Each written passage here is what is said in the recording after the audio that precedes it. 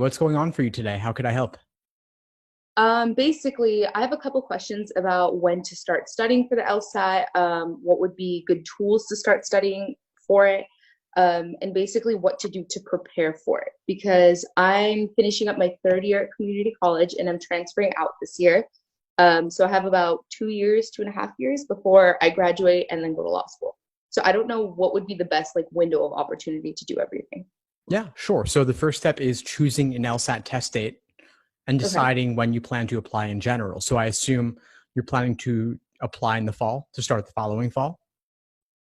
Okay, great. So yeah, you've got plenty of time. I guess my question for you would be, when do you think you'll have the most time available to study for this? Probably would be the summertime.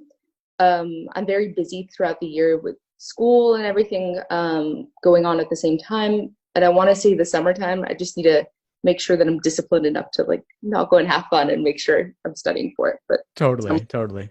Well, if you've got the summer, the good news is that you could study for the LSAT during the day and then have fun in the evening, or study Mhm. more on the weekdays, have more fun on the weekends, however you want to break it up. And studying over the summer, I think, is a good way to go. You have 2-3 months where you really focus on it. Then if you start school again in the fall, you could dial it down a little bit and then take the LSAT in October. Or you could even take it in August and study really intensively over the summer. I typically recommend 5 to 6 months to reach your fullest potential, but you could theoretically do it in less time. And you could do a little bit of lighter studying now, then ramp up over the summer and take it in August or take it in October potentially. Okay. And what would be the best way to go about studying? I don't know if I should get like course material, if I should sign up for a course, because I know they have like LSAT prep classes, things like that, or if I should take like the pre-test and work my way around that. Yeah, sure. So this is pretty much what I've devoted my entire career to, is helping students self-study for the exam. So I have a ton of resources on this. My courses are for self-studiers. I have detailed day-by-day study plans showing you exactly what to do every single day over the course of your prep. So I'll tell you which books to read, which articles to read, which videos to watch, and then which specific LSAT prep test questions to complete out of the actual official exams. Gotcha. Okay, great. A lot of the worry that I've been having is people who are in like the same year as me or a year older than me have been starting studying for it and they're taking classes. And I've been asked like, oh, have you started looking at logic games and things like that? And I was like, no, I haven't really looked at anything. I'm not sure what to look at. So that's been my biggest concern. I don't know where to start exactly. Yeah, so the day-by-day study plan would be the best place to start, because it'll tell you day one, week one, here's what to do. And I'll tell you, read these articles, watch these videos, and so on, then complete these exact specific logic games out of the exams. And when you open an exam, you'll see a previously administered test form in full, but they're not categorizing things for you. They're not breaking it down for you. So that's what I do. I'll tell you, start with the easiest ordering games, then move on to tougher ordering games, then easy grouping, tougher grouping games, and so on. And so, I mean, you haven't chosen to start yet, so it's fine that you haven't. You don't need to necessarily spend an entire year studying for this like I did back when I was prepping for this. You could do it in 3 months, you could do it in 6 months. So whenever you choose to begin, that's fine. I would say, since we're speaking in March, maybe you want to start studying in May. If your finals are done by then you study really intensively May, June, July, August, September, take it in October. You're giving yourself 5 months, plenty of time to reach your fullest potential. And if it's going well for you, you could potentially take it sooner. Or you could, if you have the free time now, you could dip your toes in the water a little bit and then start more seriously when the semester's over. Okay. How many times would you advise taking the LSAT? So ideally, in theory, you would take it one and done and rock it, be finished. Realistically, a lot of people do retake, either because something is a little bit off at their test center, or there's a digital LSAT tablet tech glitch of some kind, or maybe you just think, hey, I could do better. And I think, you could do better simply through luck alone. Maybe there's a margin of error where you do 2 points lower one day, 3 points higher the next day, totally fine. But the good news is that law schools do not average multiple LSAT scores. They only consider and take the highest. They'll say they consider multiple, but really when the calculations are done, they're taking the highest. That's what goes in through the rankings, which is what they care very much about. So you could take it in October, then take it again in November. All you've got to do is stay fresh on the LSAT for another 4 weeks. And if you do better, amazing. You might get more scholarship money. You might get into a better school. And if you don't do better, if you do worse or the same, no big deal, because you're still walking in with the highest. Okay. And how soon would you advise like taking it? If I'm going to be applying a year before I want to start. So if I want to start, I think it was 2023 at law school, I'd start my applications 22 in fall. So when would be the best time to test for it, just to make sure that I'm like in the window to submit everything? Whenever you're ready. I mean, you've got, your scores are good for 5 years. Okay. So you could take it this fall and then apply 2 years after that if you want to. Doesn't really matter. It's totally up to you. It's whenever you're reaching your goal score, I would say. And if you study this summer and it's not where you want to be, you could take a break and come back to it later. That's totally fine. Or if you have other things going on, you don't even have to start right now. There's no reason you need to take the LSAT 2 years before you want to apply. Most people don't. Most people take it the year they're actually applying. But I think planning ahead is always good. That way you have more chances to retake if you need to. Okay. So that's the biggest thing that I was concerned about, was if I don't get the score that I want to have as much time possible to be able to test up. And I was thinking maybe like a year and a half would be ideal. So I didn't want to wait till the last minute because I have a really bad habit of doing that. So I was going to start studying around this summer and just kind of like looking at everything and looking at some tests, like just looking at the questions. I was wondering about what the tests would actually look like. Like, is it mostly logic games? I'm not really sure. Yeah, sure. So you'll get into all of this, but just to give you a brief overview, you've got one section of logic games, 2 sections of logical reasoning, 1 section of reading comprehension, and then 1 unscored experimental section that could be any of those 3 types I previously mentioned. They don't tell you which one it is.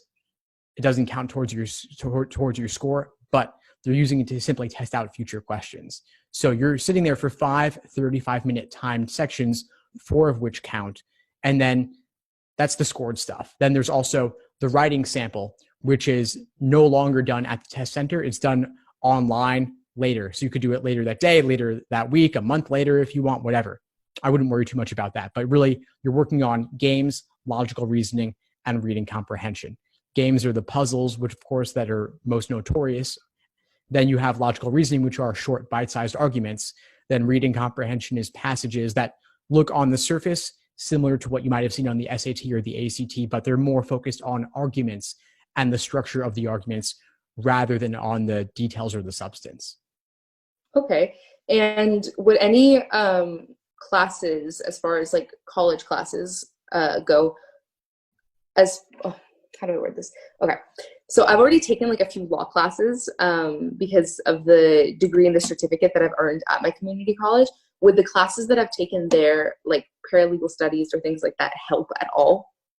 Not really, to be honest. And the LSAT is not testing law at all. So reading law won't really help you very much, except for the fact that reading dense, difficult text does relate to the LSAT, because the LSAT is testing your ability to navigate those arguments, to navigate complex, wordy passages that kind of are very roundabout in getting to the point, and using more difficult vocabulary, using long run-on sentences and going on tangents here and there. And so you want to get used to reading in that way. And so any class that has you do that could be useful, like maybe a philosophy class could help in that way. I wouldn't take any particular college class for the purposes of LSAT prep. I think you're much better off focusing on actual LSAT questions. And so if let's say you were going to take 5 classes, I wouldn't add on a 6th class for the purposes of helping with the LSAT. I would just spend that time studying the LSAT itself. You've got nearly 100 released LSAT exams previously administered available to you. And that's more than enough material for the vast majority of people. But since you personally have a longer timeline than most, I would say you could start studying relatively earlier and dig into some of those older released exams just to get a sense of what's involved without burning through valuable recent released material. Okay, gotcha. Thank you. And as far as applications go, what would be the ideal amount of schools that I pick? And I know when I'm doing like undergrad applications, they always wanted us to have like a reach school, safety schools, and then like backup schools.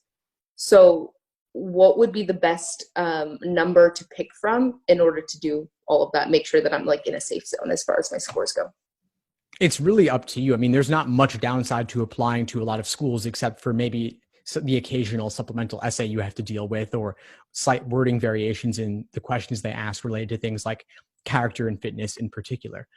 But I think most applicants tend to apply to somewhere between 8 and 15 schools. Anywhere within that range, I think would be perfectly reasonable. And of course, as you said, you do want to have some safety, some target, some reach. And how you choose those will ultimately come down to your numbers, your GPA score, your GPA and your LSAT score, neither of which is fixed at all at this point. And so it's too early to really look at where you would be realistic. Of course, you can set goals, you can look at schools that appeal to you, but until you have both of those numbers, and certainly at least one of those numbers, it's really all theoretical. Okay.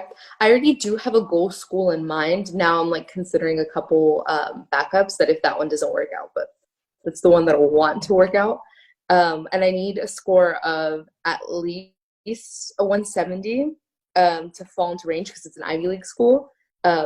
So since I have that set, what's the best way I can go about like making sure it happens? It's funny. I actually just taught a class titled Inside the Mind of a 170 plus scorer. And this class, I go over exactly what the mindset is that is required and how you want to be looking at the test. So I would highly recommend you check out that class. It's on the YouTube channel. Take a look at that because I go into detail in terms of how to think like the test makers, how to break down and analyze the problems. And since you're just digging into this, I would, of course, recommend that you focus on the basics first, build your foundation in the different question types. Then you'll get more out of watching or listening to that class. But I would say for you right now, if you want an Ivy League, you want 170 at least, then you're going to want to give it more time than others would. So I'd say definitely closer to that 5 to 6 months at least to reach your fullest potential. And then that's where I'd start. And then, of course, in the meantime, really, what year are you in college right now? I'm finishing up my third year at community college. So when I graduate this year and I start at a 4-year, I'm going to be going in as a junior. So then I'll have 2 years there. Okay, so you've still got a couple of years remaining. So I'd really focus on maximizing your GPA for now. In the short term, keep your GPA as high as possible. This is not the time to go explore like organic chemistry if you've never expressed an interest in that. Stay away from anything that could really hurt your GPA that's not truly necessary. Of course, take things that interest you, but keep that GPA up because it is such a largely numbers-driven process, especially relative to undergraduate admissions, which is really much more holistic. And law school admissions will say they're holistic, but when it really comes down to it, it's highly, highly numbers-driven. So short-term, max out your GPA, and then longer-term, aim for the highest LSAT score possible. And so it's not too early to dip your toes in the water a little bit if you want to, if it interests you, and to build a basic familiarity in what's involved. Again, using those older exams and then moving progressively towards the newer ones. Okay. And as far as like extracurriculars and things like that go, since you mentioned like the holistic review, are there anyone specifically that would help? Because I've been in and like captain of mock trial, a debate team, like anything related to law school, I've been in it. Very cool. I mean, that's certainly nice to have. It's not necessary. Doesn't give you a huge boost. I think what really, if it interests you, what you might do as an internship or a part-time job here or there is to get some exposure to actually working at a law firm, to get direct experience of what it's the actual practice of law is like. Because mock trial is cool, but it's theoretical, and most lawyers end up not being trial lawyers, right? Even if you want to be, that's great, but most end up not being that. And so if you can show them that you have actual exposure to what the practice of law is like, you mentioned a paralegal certificate. So if you ever work as a paralegal, even for a short period, that would show that you have real world on the ground experience at a law firm. And so that your experience of the law is not solely based on mock trial or media portrayals. They always like to see real world legal experience. You don't have to get it if it's not practical for you, but that is certainly a nice to have and probably the biggest extracurricular I would think that helps your application even just a little bit. Okay, I will definitely look into that because I hadn't even considered that. I was thinking more of like government internships and things like that I've done. But okay, I'll definitely look into that. I think that's all the questions that I have today. Awesome, Tanya. Well, I'm really glad we connected. Of course, please keep in touch and let me know how I can help in any way moving forward. But before we sign off, what would you say is the biggest insight you got from our call today? I think it's just how the process goes and how to go about making sure that I make the process work in the way that I want it to work. So I want to get a certain score, and I want to make sure that the work that I'm doing reflects upon that. So I've now learned how to go about that and to make sure that I'm, like you said, like maximizing my potential. Thanks for tuning into the show. Please subscribe if you haven't done so already to be notified of new episodes as I release them. And feel free to reach out if you need anything at all as you move forward with your prep. I'm happy to help however I can. In the meantime, I'll wish you all the best and take care.